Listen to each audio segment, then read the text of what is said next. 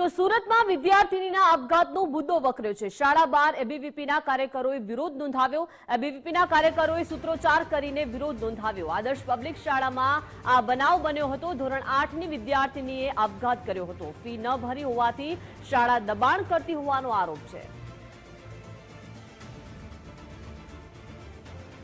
आदर्श public school बहार धरना प्रदर्शन करी रहेला एबीवीपीना कार्यकरो અને પોલીસ વચ્ચે રીતસરની જે ઘર્ષણની સ્થિતિ સર્જાઈ છે। જોઈ શકાય છે કે જે એબીવીપીના કાર્યકર્તાઓ છે તે શાળામાં પ્રવેશ કરવા માટે જઈ રહ્યા હતા, પરંતુ તે પહેલા જ આ પ્રમાણે જે એબીવીપી અને જે પોલીસ વચ્ચે હાલ ઘર્ષણની સ્થિતિ ઊભી થઈ છે। તસવીરો સીધી જોઈ શકાય છે કે અહીં જે પ્રમાણે હાલ ધક્કા મુક્કી हाल થઈ રહી છે અને સૂત્રોચ્ચાર અને નારેબાજી કરવામાં આવી રહી છે। ગોળાદરા વિસ્તારની આ તસવીરો છે અને જોઈ શકાય છે કે પોલીસ તરફથી અટકાયતનો દોર હાલ શરૂ કરી દેવામાં આવ્યો છે। સુરતના ગોળાદરા વિસ્તારથીને ન્યાય અપાવવાની માંગ સાથે આજે ધરના પ્રદર્શન છે તે કરવામાં આવ્યા હતા અને શાળા સંચાલકો એટલે કે આચાર્યને જે મળવા માટે જે માંગ કરવામાં આવી હતી, પરંતુ જે પોલીસ તરફથી જે એબીવીપીના કાર્યકર્તાઓને જે શાળામાં પ્રવેશ કરવા દેવામાં આવ્યા નહોતા અને તેને લઈને હાલ જે અટકાયત છે તે કરવામાં આવી રહી છે। હાલ ઘર્ષણની સ્થિતિ જોઈ શકાય છે કે અહીં એબીવીપીના કાર્યકર્તાઓને કઈ રીતે હાલ અટકાયતમાં લેવામાં આવી રહ્યા છે। ધક્કા મુક્કી અહીં થઈ રહી છે અને હાલ અહીં ડીસીપી એસીપી કક્ષાના અધિકારીઓ પણ હાલ મોજૂદ છે।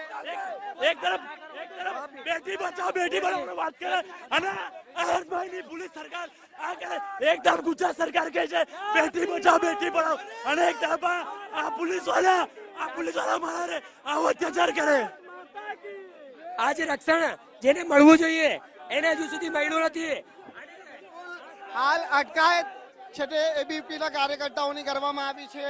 અહીં જોઈ શકાય છે કે જે ભારે નારેબાજી અને સૂત્રોચ્ચાર છે તે અહીં કરવામાં આવી રહ્યા છે। તમામ અંદાજિત 50થી પણ વધુ જે એબીવીપીના કાર્યકર્તાઓ છે અને કાર્યકર્તાઓની હાલ જે અટકાયત છે તે કરવામાં આવી રહી છે। ભારે સૂત્રોચ્ચાર અને નારેબાજી સાથે વિરોધ પ્રદર્શન અહીં છે તે કરવામાં આવી રહ્યો છે। એબીવીપીના કાર્યકર્તાઓ જોડે વાત કરવાનો પ્રયત્ન કરીશું કે શું કહેશો? આજે કોઈ પણ વિદ્યાર્થી સુરક્ષિત અનુભવી શકે તેના માટે આજે વિદ્યાર્થી પરિષદની માંગ હતી ને આજે તેમને અટકાયત કરવામાં આવી રહી છે। બિલકુલ, જે પ્રમાણે આપ જોઈ શકો છો કે અહીં જે તમામ એબીવીપીના કાર્યકર્તાઓને હાલ અટકાયતમાં લઈ લેવામાં આવ્યા છે અને એક રીતે ધક્કા મૂકી અને જોઈ શકાય છે કે અહીં વિરોધ પ્રદર્શન છે તે હાલ કરવામાં આવી રહ્યો છે। એબીવીપીના કાર્યકર્તાઓ છે તે સવારે 10 કલાકે અહીં શાળા બહાર પહોંચ્યા હતા અને ધરના પ્રદર્શન છે તે શરૂ કર્યા હતા।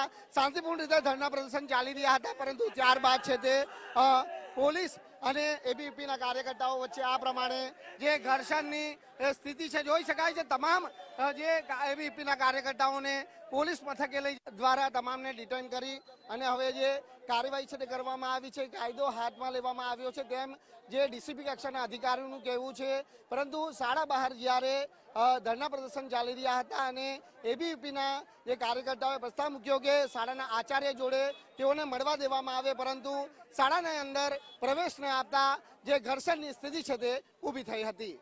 કેમેરામેન અક્ષય વાડે સાથે રાકેશ ભટ્ટ, ગુજરાત ફર્સ્ટ, સુરત।